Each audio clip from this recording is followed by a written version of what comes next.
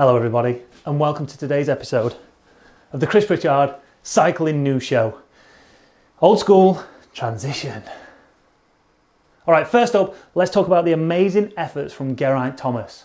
Yes, it is his job to ride a bike all day every day, but it's not his job to do it for 12 hours straight, 3 days in a row in support of the NHS. But that's what he did, and he did it all on his indoor trainer. What a bloody guy. Not only doing that, but allowing people to ride alongside him in Zwift, which is amazing, and raising a hell of a lot of money along the way. So his target was to raise £100,000 and he smashed it, as you would expect. Currently stands just over £361,000. Massive shout out to Zwift for putting those events on, for letting people ride alongside him and help support him online, as well as donating 35 grand to the charity. And everybody, whether it was 35 grand, a grand, 500 quid, or simply £1 or a penny, thank you so much. And not me personally, I didn't do anything, but I guess he'd say thank you, wouldn't he? Because he's a nice guy like that. But if you want to donate, there's still time to donate. Links down in the description to go and do it. Even though he's not riding anymore, you'll feel good about yourself because it'll go and donate. Next up, and let's talk about some real world cycling news. Now, you probably heard the news last week that the Tour de France 1 got postponed, but then 2 got issued brand new dates straight away, and with the 0 changes to the route. I don't know how the ASO have done it, but they've managed to literally lift the race up from July and plonk it down at the end of August into the middle of September. As it stands now, we are going to see a Tour de France in 2020. So after weeks of speculation that the Tour de France was going to be cancelled for 2020, that it's going to go ahead on the dates as planned. However, there's going to be no fans at the roadside. It appears now that the ASO have said that it is going to happen. Fans hopefully should be there at the roadside, and we're going to see the best Grand Tour ever in 2020. They tweeted this out last week. First up, this tweet saying, following the President's address on Monday evening and as part of the fight against the spread of COVID-19, the organisers of the Tour de France, in agreement with the UCI, have decided to postpone the Tour. But then the following tweet then said, Le Tour de France will take place on the planned route with no changes from Nice to Paris from Saturday the 29th of August to Sunday the 20th of September. For more information, follow the link. I mean, there's no need to follow the link because there's no more information you need to know. The fact that it's going ahead in the first place is all we need to know at the minute.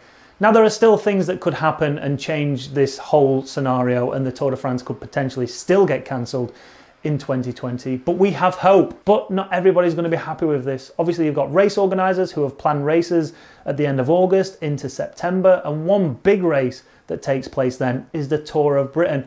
CEO of the organiser of the Tour of Britain, Hugh Roberts, said it was a bit of a slap in the face for the organisers of the Tour of Britain, but it didn't come as a huge surprise. And I don't think this is going to be the only time this year, once racing kicks back off again, that we're going to have clashes for races.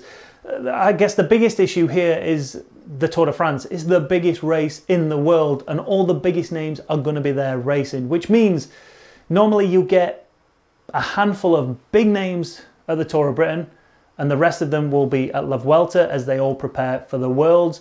But now everything's just thrown up in the air. If the Worlds stay where they are, then the Tour de France is going to be great preparation for it. So you're going to see even bigger names who might not necessarily have hit the Tour de France probably go and hit it now, which means, granted, you know, you have smaller names or lesser names, but they're still big names at the Tour of Britain.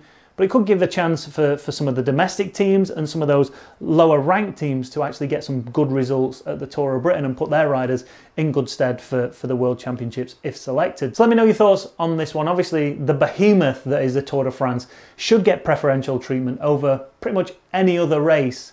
Or should it? Or do you think those one-day classics should get preferential treatment because they're much more flexible? They're only over 1 day, so you can fit them in as and when. But with the Tour de France, you've got a lot of logistics, a lot of big names, a lot of money involved in that one. And do you think that should have preferential treatment? And if it says, these are the dates we want, those are the days it should get. I don't know. Leave your comments down below. Oh, next up, let's carry on talking about riders from the Tour de France. Peter Sagan did an Instagram live interview where he was answering questions from fans. And he dropped this bombshell here. I am a real cyclist, but not the not virtual one. I think so. Then if this is gonna be future, what I don't think so,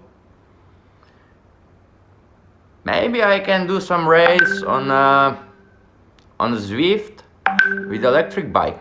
Oh, the burn, jeez. Do you know what it is though? I honestly believe that Peter's obviously still fuming that I beat him last week at Paris-Roubaix.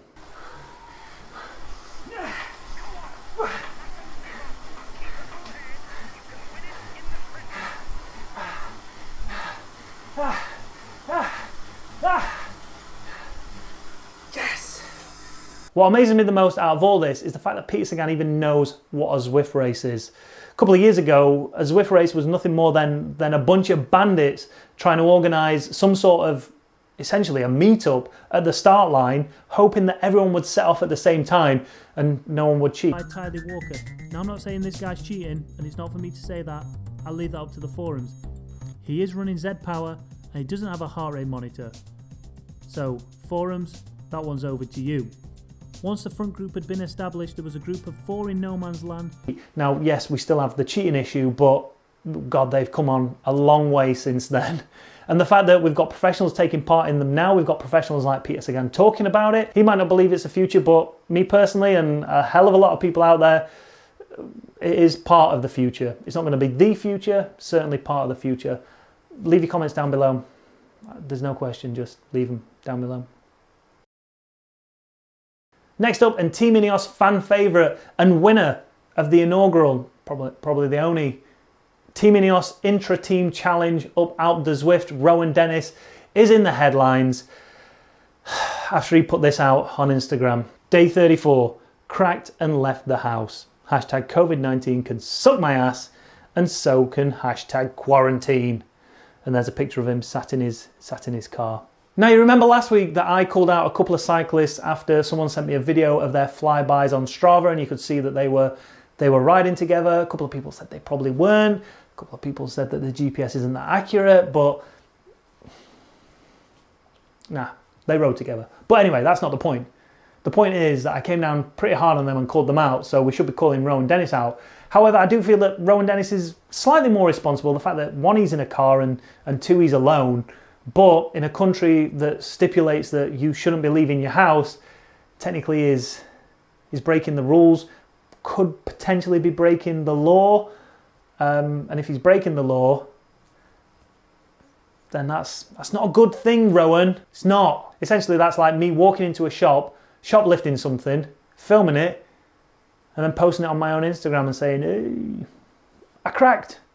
I just felt like nicking it. Now, I don't know about this one because I really like Rowan Dennis. I like the way he speaks his mind. I like the way he's honest. I like the way he doesn't give a monkey's, and he responds to a lot of his fans on his social media with open honesty. But I can't help thinking that if he'd have just worded it slightly different, maybe it's not in his nature to have done that. Maybe he was just frustrated in that moment and he just wanted to let people know that he was just bloody frustrated, or he'd got a new car and he was just having a subtle flex. I don't know what it was, but let's just say he just changed the wording of that, because I think it's fair to say, forgive me if it's not, that Rowan Dennis potentially might struggle with his mental health. And I'm not saying he's like full on depressed or anything, but you know, you look at times during the Tour de France last year where he simply just threw his toys out of the pram and he just disappeared. He just got off his bike one day and stopped riding, stage 12 I think it was. So the day before the time trial that he would have probably absolutely obliterated everyone on, right? So it's fair to say that this could have been a great opportunity for him to say, listen guys, I'm struggling. I've been locked in my house for 34 days and I know other people are struggling out there as well. And I feel your pain, but I need to have this moment where I take myself away from my house. I think everyone's aware of just how challenging it is now we're on lockdown, whether you're locked down fully in your house or you can still get out and do your exercising, but it's putting a strain on people's mentality. And maybe if you'd have just gone out and said, I'm struggling. I am absolutely struggling here, and this whole lockdown thing is is not helping my mental state, is not helping my mental health, and I needed an hour alone in the middle of nowhere where I could just be alone and think and get some fresh air, I think that would have been a lot better received, and that would have resonated with a lot of other people. I don't know. That's just my two penneth. Let me know what you think to it. Is it just a spoiled brat? Being a spoiled brat? Do you think it's a guy who's struggling with his mental health and doesn't know how to try and turn that anger into something positive, or does he even have to do that? Or do you think guy should be arrested and put in jail because he broke the bloody law? Leave your comments down below. Next up, and let's talk about this article that came out on Sunday from RoadCC. This is 6 reasons outdoor cycling is the best, even in winter or a lockdown. There you can see Sunday, April 19th, 2020. 66 comments, that's a lot of comments. This is an article about why outdoor cycling is so good. Let's take a look at a few of those comments. That's weird, that comment was 2 years ago, and this one here from Ian R. Parsons was 3 years ago. That's weird, it's weird. It's almost like they've simply just added or a lockdown to a story that they posted over 3 years ago and then just reissued it. That's weird. Strange. Anyway, we're going to leave it there. Don't forget, if you want to become a member of the Chub Club, exclusive emojis in the chat, exclusive membership badge next to your name when you leave a comment. If you want to be part of it, join down below. You have to do it on a desktop, not a mobile though. All right? Would be supporting the channel out immensely if you decided to do that. You don't have to do it forever. If you're just feeling generous and you want to help us out 1 month, then do it. Thanks for watching, everybody. Make sure you hit that like button, hit that subscribe button if you've not done already, hit that notification bell so you know when we go live. There's a chance YouTube won't even push that notification out to you, but it's the best chance of catching us when we drop our videos or we start our live streams. Thanks for watching. See you tomorrow. Hoosh!